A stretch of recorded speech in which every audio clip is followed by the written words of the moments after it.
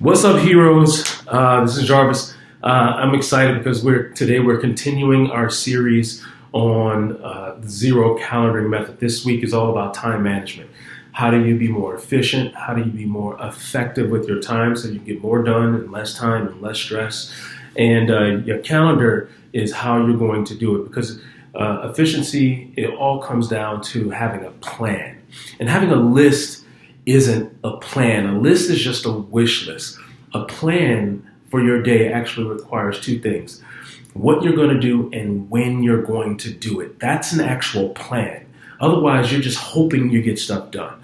And so this week we're talking about how do you come up with the perfect plan for your day every day. And yesterday we talked about the zero calendar as by far the best method that I've ever seen to help you get really organized, thoughtful, and focused, and have a clear plan for your day every day so that you can power through and get as much done as possible.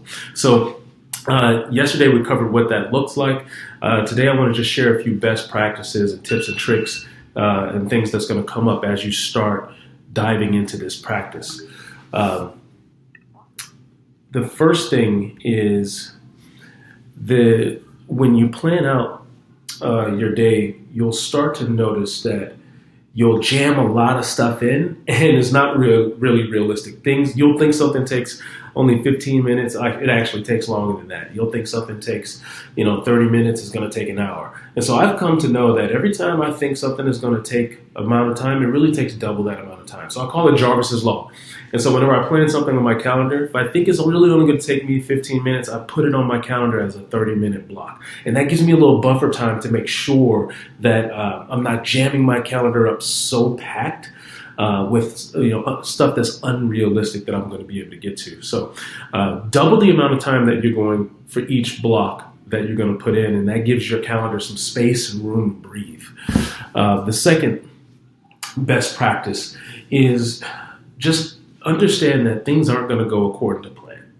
You think you're going to get to something at 9 a.m. and you won't. It'll be 11 a.m. and you still haven't gotten to it. That's okay. It's okay. Like, your calendar isn't a prison sentence. Just because you scheduled something at 10, if you don't get to it at 10, it's all right.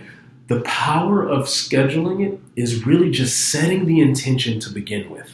So what if it doesn't happen at 10? Maybe you'll get to it at 2. The thing is, by putting it on your calendar, you double the chances that you'll get it done before the end of the day. Because what happens is, when you commit to it on your calendar, you commit to it in your subconscious.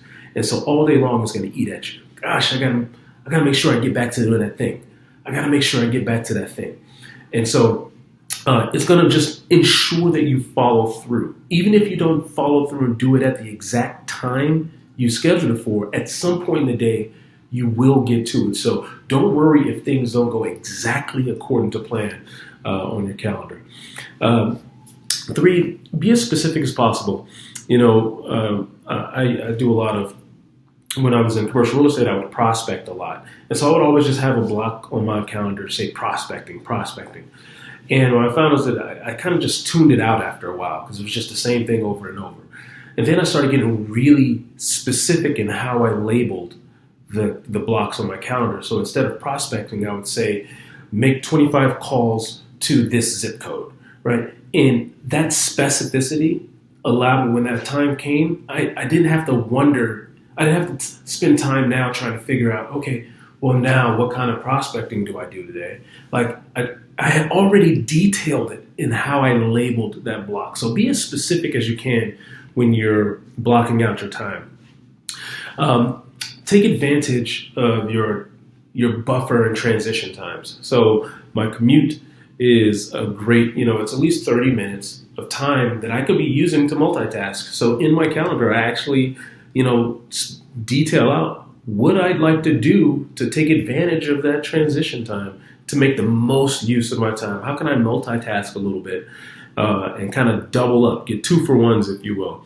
And so I'll show you how I do that in a second. And the third thing is just be specific. To schedule your downtime. It's not all about just go, go, go. You will need downtime throughout the day. You will need rests. You will need breaks. In my case, I need a nap. I wake up at 3:30 in the morning, so around 1 or 2 in the afternoon, I need a nap.